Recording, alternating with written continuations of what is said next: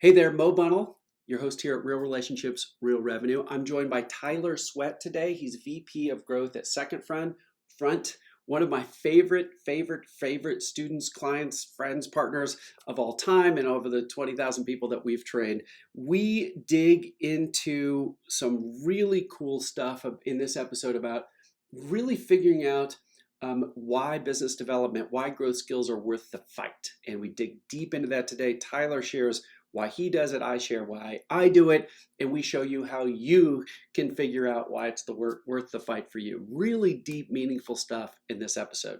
So that's coming up. Know that if you're stretched for time and you've got to deepen relationships, we've got a white paper for you that you can download right away. That's at growbigplaybook.com. It's called High Impact Relationship Deepeners, and it's got the 7 ways we found that you can deepen relationships each in 5 minutes or less. So that is really good stuff. Tons of tactical things you can put in place right away. That's at growbigplaybook.com. Here's Tyler Sweatt on both of us figuring out why we do what we do and how you can figure out why you want to do what you want to do.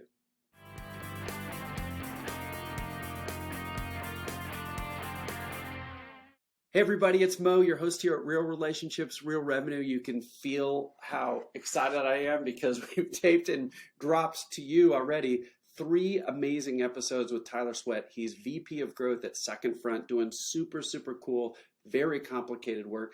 And Tyler, where we're going to go with this episode is we're going to start with this.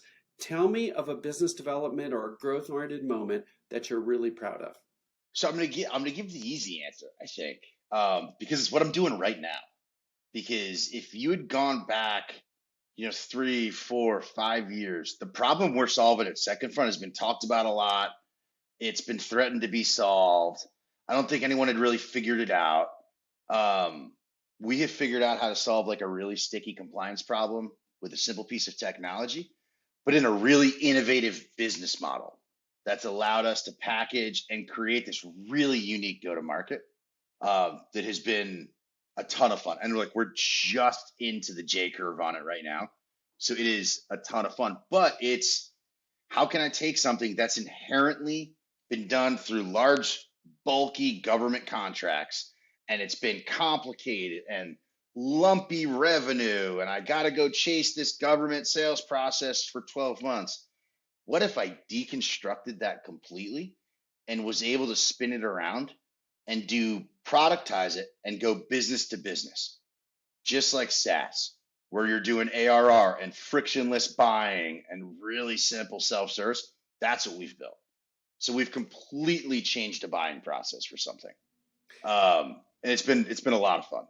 So I know you well enough, and we talked a lot in the prior episodes about how you like to go learn new things and tackle them. So, as you're basically building something that never existed before. What is it about what you're doing that you're particularly proud of about that? Like, what are you actually Yeah. doing day in and day out that makes you think we're really doing some cool stuff? Yeah. So, we've talked about it a little bit in some of the previous episodes. For the past 10 years, like after I got out of the military, I've been in a bunch of different industries looking at emerging technology and security. And, as you think about emerging tech and security, regardless of the industry, right, there's usually some pretty complicated compliance layers there. I've got to fill out a bunch of forms. Somebody's got to come audit me, whatever it may be. They cost time. I got to hire people for it. When you think about the last few years, more than a few at this point, where I've been in early stage startups or working with venture capitalists, that compliance layer is even more of a burden, right? And it becomes a barrier to entry. It becomes a barrier to entry to hospitality, to space, to whatever, manufacturing. Think about that then from a national security standpoint. It's not just a barrier to entry, it's a don't come here sign. Yeah. We don't want you unless you can act like a Boeing. And no startup is going to act like a Boeing because no business should act like a Boeing. Yep. From a like how they operate. I get why they do and it makes sense, but an early stage one shouldn't. So where I'm most proud of is we figured out a way to take that don't come here sign and make it a, hey, come through this door. We've taken care of a lot of the problems for you. So that the national security community can take advantage of all of this amazing technology built in Silicon Valley or Austin or Boston or wherever. But so soldiers, sailors, airmen, Marines can actually use that type of technology. Because you see on the news, hey, our nuclear warheads are defended by an IT system that uses floppy disks or, all that. It's a real problem. So that's where I get proud. We figured out how to solve a pressing national security problem, but we figured out how to open a market and really allow a whole bunch of new entrants in. And we've been able to do it in a really frictionless way. Yeah. Like product and sale, the entire mantra is like no friction. Amazing. So, we talked two episodes ago about how you love value creation, how you like doing things that haven't been done before, blazing a new trail, so to speak. So when you think about all that you've built, obviously a massive team of people at Second Front along with you. All way smarter than me. That's always good to surround yourself with that. I agree. But dig deeper though. I want to get personal. Like so you're building all that stuff. And I want you to say, from a Tyler Sweatt perspective, from your perspective, what are you personally proud of that you get up every morning, you do something to make what's the shoulder you personally are leaning into this on, and why does that make you proud? Yeah, it's twofold. One, this is the best team I've been a part of since I took my uniform off in the military, and I'd been part of that team in like a whole bunch of interesting Afghanistan experiences. So like that was a very special team to me. So I get up for the team. I have an unbelievable growth team, unbelievable product team. I think it is honestly about being able to go prove a whole bunch of people wrong. And everyone who said, "Oh, this isn't possible. Oh, that sounds like smoke and mirrors.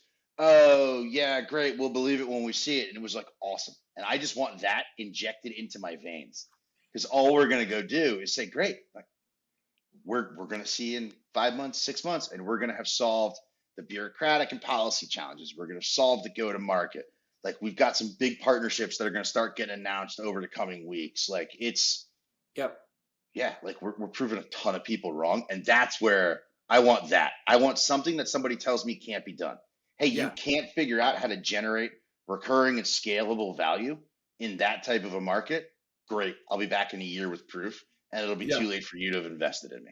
So I love that, and I'll tell you that's where this particular episode goes. This particular question set goes is like, what motivates you? And I want everybody to like listen into this moment. It's important of this particular episode is like business development, value creation, growth. It is hard. The headwinds are against you. It's hard to reach out to people you don't know. It's hard to build something that didn't exist before. It's hard to get up every day and keep at it. It's a lot easier to maintain things than it is to create things. And Tyler, you are a creator. You are a value creator. And to get down to the nut of it, of proving people wrong, is really cool. Yeah. So I'm curious about this, because sort of if that's our why, that's your why right now. I've had different whys at different part of my career of like why I want to continue to focus on growth, because it is hard. Can you think of other times in your life where maybe you had different whys or you had different reasons for why you got up in the morning and went at it again? Yeah, I mean, at its core, like business development, sales, growth, like the thrill of the kill, the hunt. Like I am a very big fan. I do not like doing the same thing every day. Mm-hmm. I get bored really, really, really fast. And if like we've sort of solved and achieved some steady state, and now it's just turn the crank and turn the crank and turn the crank, that's not really going to interest me. Yeah. And I'm transparent about that with everywhere I've ever worked. I'm like, hey, the second we sort of get there, great. I'm not your guy. So there's that aspect, right? Like punching into new markets, learning, like we talk a lot about learning in some of the earlier episodes. Yep. Like this all of these different, hey, I want to go hunt in a new industry. Hey, I want to go prove something can be done that somebody said couldn't be. Hey, I want to go validate this hypothesis. I'm learning from all of that. And then that's informing a new or the next why. What am I going to go do? What am I going to get into? Because I'm learning through a series of different experiences, some successful, some not successful. And then it's like, all right, well, what's the next level I want to go try to get through? And it might be a market, it might be a piece of technology. Yep. Who knows? Yeah, and I think the lesson for the whole audience on this one is like know what your why is. Like if I trace back my whys over different times, when I was taking the actuarial exams, I just wanted to know I could pass them. Even at the end, it's like a multi-year process. At the end, I knew I actually wasn't going to use them in my next job because we were going to move me to this role that was more about client growth and retention. And but I didn't matter. I didn't want to quit because I needed to know for me I could pass 24 of these exams that had a pass rate of 35 or 38% each. Two-thirds of the people are failing. I needed to know I could do it. Then moving to this managing consultant role, my why there was not to fail. I Yeah, just didn't want to go back. that's totally fair. Yeah, and that's a great why. Like that can be, not making a fool of yourself can be incredibly powerful as a Yeah, motivator. would like to pay the mortgage this month. And then I got to later levels. Once I got some proficiency and had some success at this business development thing, then it flipped and I realized I wanted to teach others. And then as I started big 16 plus years ago, my why was like to show my daughters that you can blaze a trail and do something for them. They're on their own path now. One graduated and one halfway through school. So now my why is starting to think about legacy. I think when you get old to a certain extent, you always end up at legacy at Yeah, some point. that's fair. But that's where I'm headed now. So anyway, let's finish up this episode. Have you seen other little whys in your life over time, or what's your thoughts? Yeah, I mean, I like the why. I mean, I've got a 13-year-old and an 11-year-old son, right? So the why of almost everything I do is so I can create a teachable moment and like give them Yeah, a vivid particular of something. Hey, don't let people tell you things aren't possible. Hey, it's never too late to go learn something. Hey, like I was fortunate enough, I was in an early stage company. I was able to get to like be part of getting a patent. Like I told you, I'm never the smartest person. I'm usually the dumbest person in any company I'm in. Like I got to come home to my kids and say, hey, look, like I'm 30 something years old. Your dad was able to be part of a team and learn all this great stuff. So to be able to set examples like that, yep, and then to your point about not failing, like everyone will say, hey, there's all these great reasons. Like you also do it because it's fun and you can generate some wealth to go do it. yep, And then you can like take your kids to Disneyland or yep, whatever, or have yep. college fund paid for, things like that. So I mean, those are probably the underpinning for all of it. And then it's something people think can't be done. Like I like to just get out there in uncharted water and I swim love around it. and figure out how Yeah. to do it.